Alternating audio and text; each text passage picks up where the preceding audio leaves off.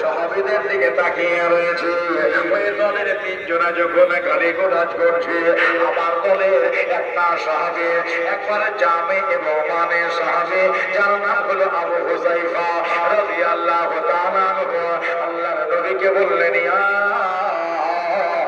রাসূলুল্লাহ, ইয়া নবী আল্লাহ, নবী গো, আপনাকে আমি পৃথিবীর চাইতে বেশি ভালোবাসি, আপনাকে মায়ের চাইতে ভালোবাসি, আপনাকে বাবার চাইতে ভালোবাসি।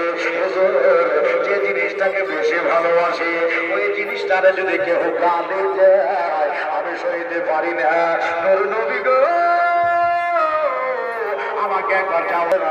আমি তিনটাকে বন্ধ করে দিয়ে আবার পুনরায় আসতেছি।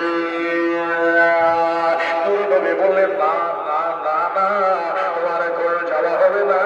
হুজুর বসেছিলেন, দাঁড়িয়ে গেলে যেমনি দাঁড়িয়ে যাবা, দেখা গেল কোনো নাই লেখা পশ্চিম দিক থেকে একটা ঘোড়া ঘোড়ায় চড়ে লাগাম দিয়েছে। ঘোড়ার খাটে আওয়াজ দিয়ে এমন ভাবে ঘোড়া দাঁড়িয়ে আসছে, ঘোড়ার উপর থেকে পড়ে গেলে মুখ ফেটে মারা যাবে, এত জোরে ঘোড়া দৌড়ছে। সুবহানাল্লাহ, চোখ মুখ ঢাকায় আছে, লাগাম টেনে টেনে টেনে টেনে চলে আসছে।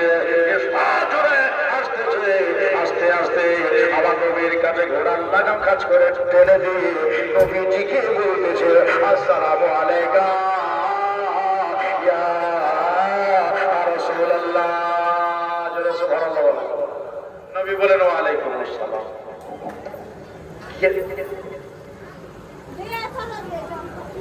ওই ওই পগলা। সুবহানাল্লাহ। ও ভাই, যারা